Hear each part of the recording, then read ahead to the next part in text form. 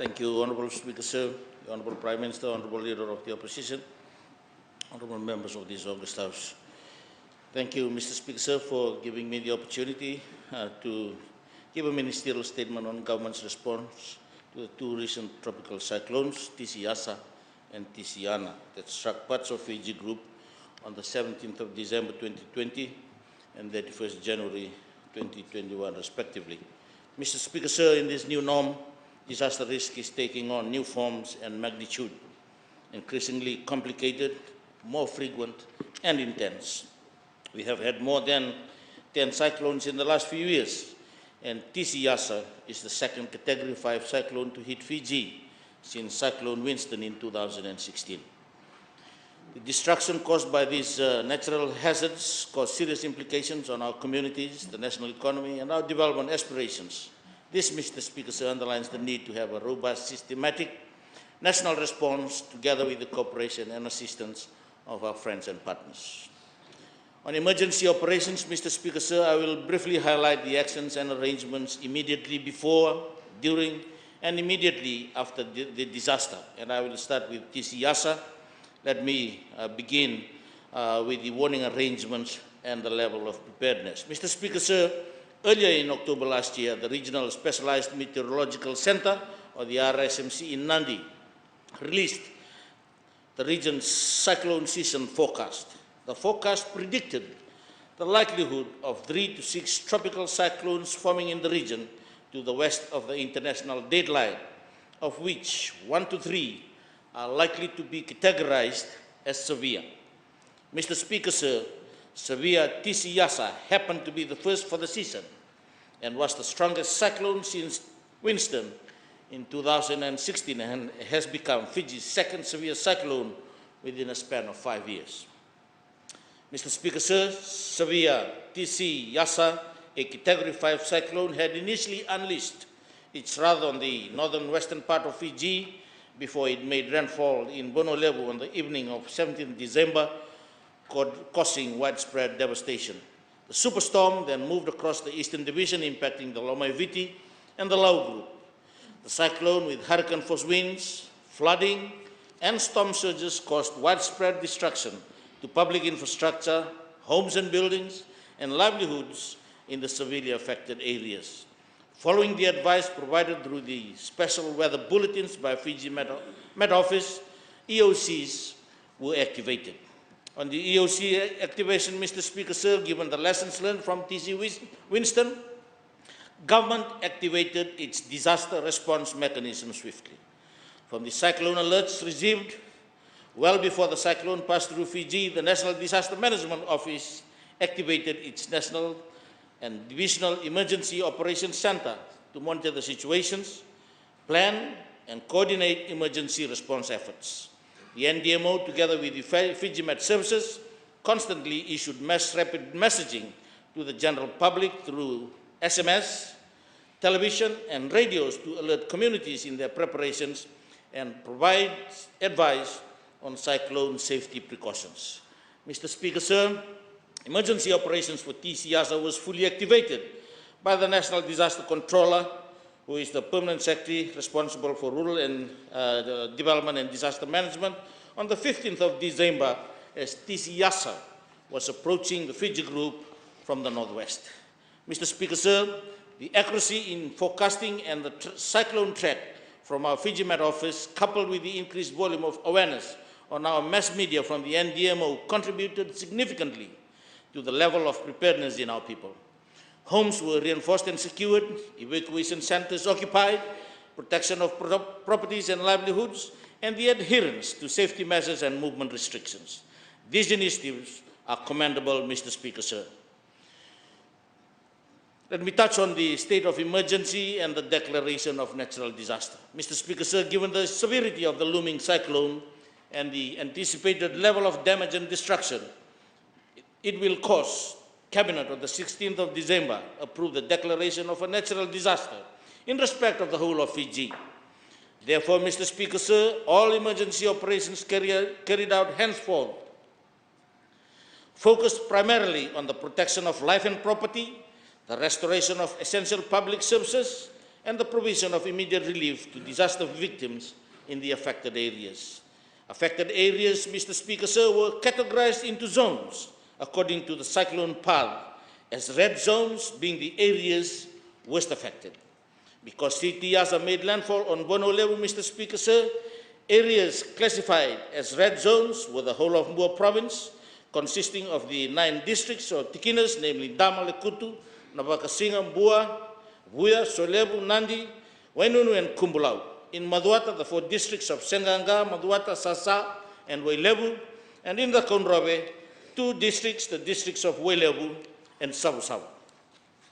These red zones, Mr. Speaker, sir, were given the highest of priorities in the allocation of resources and conduct of relief activities. Following the declaration, Mr. Speaker, sir, an operational design was quickly planned, which basically defined the operational timeline and phases, key events and decision points, and the end state to be achieved. Consideration was also given on worst-case scenarios, and 3 key decision points for the Commissioner, Northern particularly, were identified, and the first one was in the event of a COVID-19 outbreak, or 2, an outbreak in LTDD, and 3, in the event of another disaster or cyclone that will bring cyclone and, of course, flooding. Mr. Speaker, sir, now I wish to focus on the immediate response taken.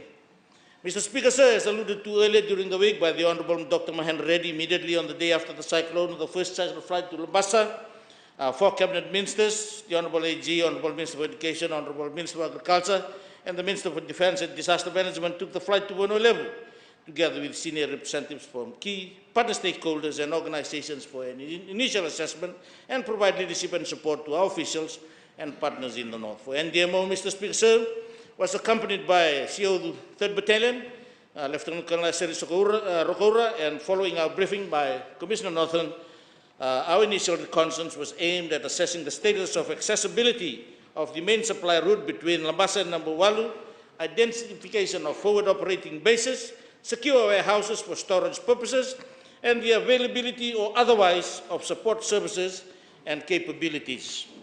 Indeed, I am pleased to inform this August House that in a span of only 48 hours, Mr. Speaker, sir, the main access road from Nambuwalu to Labasa was cleared and fixed to make accessibility easier for government's response efforts to commence immediately. This also enabled the mobilization of resources for the restoration of essential services such as water, electricity, and communication. Forward operating bases were identified at Lekutu Government Station as well as Kumbulau Government Station to complement the limited storage facilities at Nambuwalu and Kumbulau. Mr. Speaker, sir, 2 multi-storage units provided by World Food Programme were erected in each of the 2 sites at warehouses. Basically, the idea, Mr. Speaker, sir, because Mbua was badly covered and because of the restrictions in some areas, particularly with fresh flooding at Kumbulau, they focused on the 2 districts of Kumbulau and Wainunu, and of course, in Lekutu, the 2 districts of Nabakasinga and Lekutu, and the remaining 5 districts or tikinas were handled by the team in Nambuwalu.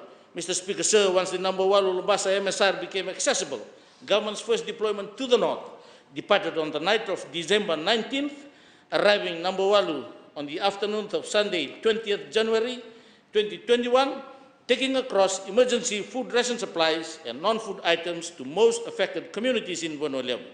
More than 120 personnel from the following agencies were part of that 120 men and women deployment, Mr. Speaker, sir. 1, the RFMF, Fiji Police Force, Water Authority of Fiji, Energy Fiji Limited, Fiji Roads Authority, Lands Department, Forestry, Fisheries, Agriculture, Health, and Ministry for Infrastructure. Non-government organizations such as Empower Pacific, Save the Children, Medical Services Pacific, and of course, other civil society organizations as well. These agencies were part of this deployment to conduct initial damage assessments, distribute emergency food ration supplies, and to also provide immediate assistance needed in areas affected on Buano level. Yesterday, there was a lot of discussion about psychosocial support, and of course, all these agencies looked into their respective areas. And on psychosocial support, Mr. Speaker, sir, I also wish to brief this August House that the psychologists from the Ministry, from the Department of Corrections Services also deployed their team to the north to assist those that are already on the ground. Mr. Speaker, sir, this was one of the largest teams we have ever deployed from Viti level to support emergency operations in the Northern Division, as most of our people on the ground have been severely affected as well. Mr. Speaker, sir, the major focus in Buano level for the first 48 to 72 hours was to conduct in the initial damage assessment and the restoration of essential services, particularly road, land access, water, and electricity, and the protection and safety of those affected, especially those in evacuation centers, and the distribution of the limited non-food items that was prepositioned by the Red Cross initially. Mr. Speaker, sir, we were fortunate that within 24 hours after the cyclone hit Fiji, the Australian Defence Force P-8 aircraft and the New Zealand Defence Force C-130 aircraft and the locally based Lifeline Fiji provided aerial assessments over Buano level and Koro, as well as the other islands in the Eastern Division. This made it easier for NDMO to determine the magnitude of the devastations, to better plan and coordinate rapid deployment of immediate relief and response efforts to the severely affected areas. Mr. Speaker, sir, 5 days after we initiated our first deployment to the north, the first deployment to the Eastern Division left Suva for the Lomaiviti group on 22nd December, followed by a deployment to the Lau group on the 24th of December. The transportation of relief supplies to the Eastern Division was made possible through the provisions of 5 government vessels, which took across more than 150 personnel to conduct emergency food ration distributions and damage assessments in the Lomaiviti and Lau groups. Mr. Speaker, sir, the teams deployed to the east will for the first time issued tablets and Wi-Fi to carry out damage assessments on digital platforms that fed directly onto an online dashboard that presented results in real time. This was the first of its kind through a partnership with UN OCHA, NDMO, and the Bureau of Statistics. Mr. Speaker, sir, in addition to food ration supplies, non-food items were also distributed by government to all affected communities to help support and address their needs in the aftermath of TCIASA. These items included tents, tarpaulins, shelter tool kits, mosquito nets, hygiene kits, kitchen sets, emergency response kits, sanitary pads, buckets, mother-infant kits, bottled water, chainsaws, generators, to name a few. Mr. Speaker, sir, before we were again hit by TCIASA, government has distributed a total of 47,000 emergency food ration packs worth $4.1 million, where 31,000 was distributed to the Northern Division, 2,000 to the Western Division, and 13,000 to the Eastern Division. Included with this were the 26,000 non-food items that were distributed across the 4 divisions for TCIASA alone. Let me touch on the impact of TCIASA, Mr. Speaker, sir. Immediately after the storm passed, close to 23,413 Fijians were temporarily relocated to 456 evacuation centers, 74 evacuation centers in the north, 192 in the Western Division, 139 in the Central Division, and a total of 51 evacuation centers in the Eastern Division. Sir, Mr. Speaker, sir, 48 hours after the storm passed the Western Division, this number dropped to 16,937 Fijians in 312 evacuation centers as opposed to the initial 456. Mr. Speaker, sir, based on the damage assessment conducted to date, an estimation of 139,000 people and around 31,000 households were directly affected by TCIASA, with losses estimated at around 500 million. A total of 6,184 dwelling houses were partially damaged and 2,141 completely destroyed across the 4 divisions. In the Northern Division, we had a total of 1,862 fully destroyed and 5,837 partially damaged. In the Eastern Division, 277 fully destroyed with 310 partially damaged, and in the Western Division, 2 fully destroyed and 37 partially damaged. Mr. Speaker, sir, the education sector was also severely impacted by the recent cyclone, with more than 90 schools damaged across the country. And the Honourable Minister has already made a ministerial statement and, of course, answered questions to that effect as well. But however, I wish to add, Mr. Speaker, sir, that in the initial planning, particularly on phase 2, after the initial restoration from D+7, one of the key decision points was for school to commence during the second phase, which was on the rehab and recovery period, and school being earmarked on the 18th of January 21. I must again applaud all the efforts taken by all the stakeholders that ensured that we met that deadline and enabled us to achieve that key decision point, Mr. Speaker, sir. I also wish to acknowledge the work undertaken by the RFMF and the ADF engineers for the reconstruction, particularly on temporary fixes, and most of those temporary fixes are in fact permanent, Mr. Speaker, sir, apart from the fully destroyed and those with structural damages that will be considered later on as the normal part of development activities. On the health sector, Mr. Speaker, sir, extensive damages to 25 of its health facilities, Maduata, Takon, Robembu, and Tabeuni.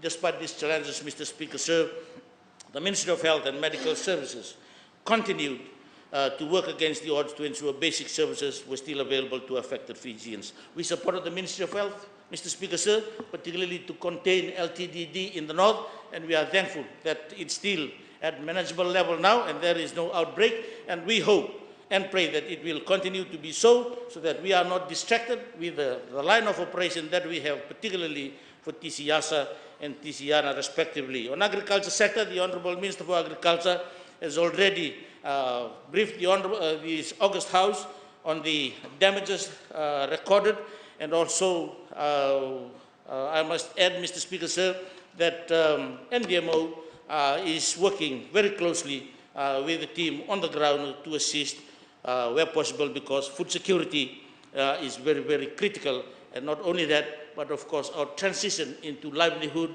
and the empowerment of our rural farmers and fishermen.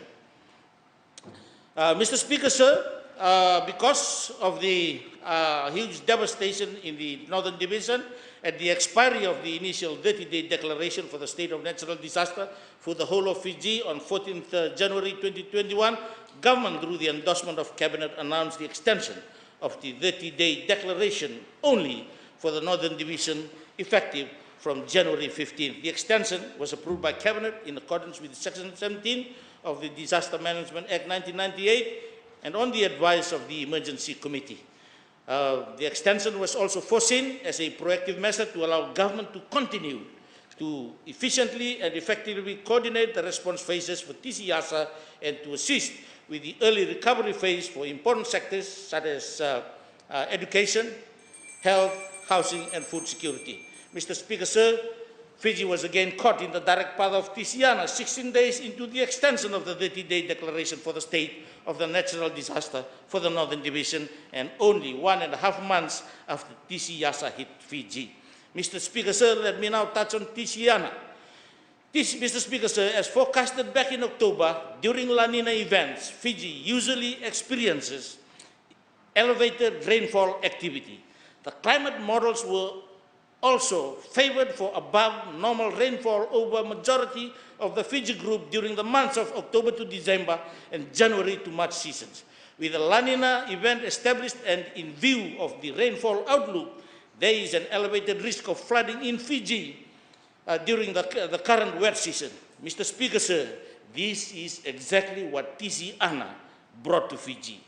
Although only a Category 2 cyclone, she brought a lot of rainfall that caused major flooding and associated hazards, including landslides and damages to infrastructure across the 4 divisions and, of course, in the other sectors as well. Mr. Speaker, sir, currently the NDMO is wrapping up the initial damage assessments and detailed damage assessments for communities affected by TCIANA. A total of 6,500 households have been assessed in 4 divisions and about 31 houses confirmed as fully damaged. In the wake of TCIANA, a total of 178 evacuation centers were opened in all 4 divisions with a total of 3,100 186 evacuation centers. Let me assure this August House, because it was initially identified as a key decision point for the Commission on Northern Division. What is happening now in the Northern Division, we are running on 2 parallel lines so that the immediate relief and responses for Tisiana are addressed, and then we will get back onto the main line of operation, which is the continuation of Tisiasa. May I conclude by saying, Mr. Speaker, sir, that since Tisiana we have deployed an additional 40,000 ration packs about to be distributed now, particularly in the island communities in Vonoleu and mainland as well, where 2,000 was distributed in the Western Division, particularly for those in the evacuation centers, 2,000 to the Central Division, and 36,000 in the Northern Division. I wish to again acknowledge all our partners, Mr. Speaker, sir.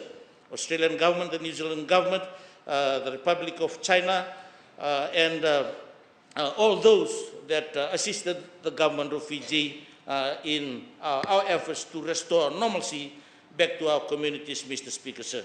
Let me just conclude by once again like to express government's utmost gratitude and appreciation to the development partners, NGOs, business communities, first responders and individuals for the support and assistance rendered to affected communities in their times of need. I again applaud the Vuvala partnership with the Australian government for all their assistance. And across the Tasman as well, New Zealand government stepped up with aerial surveying expertise, and of course they continue to replenish us, Mr. Speaker, sir. As we speak, yesterday there was another aircraft that landed from New Zealand that bring in some of the much needed equipment that we asked for, particularly to help in our cleaning up of the schools, water pumps, high pressure water blasters, so that, and foggers, so that we can continue with the cleaning up of the schools, so that schools will resume. And Mr. Speaker, sir, I would like to acknowledge, highlight and acknowledge the sacrifice and commitment showed by the disaster frontline workers who tirelessly day and night sacrificing their Christmas and New Year in order to help affected families who were traumatized by the devastation of the cyclone. This display of sacrifice and commitment shown by our fellow Fijians working in the severely affected areas was a testimony of human compassion in the face of adversity. With those few words, Mr. Speaker, sir, I thank you for allowing me to speak in this August House and present a report on the emergency response in the recent catastrophic events that confronted our beloved Fiji. Now, Mr. Speaker.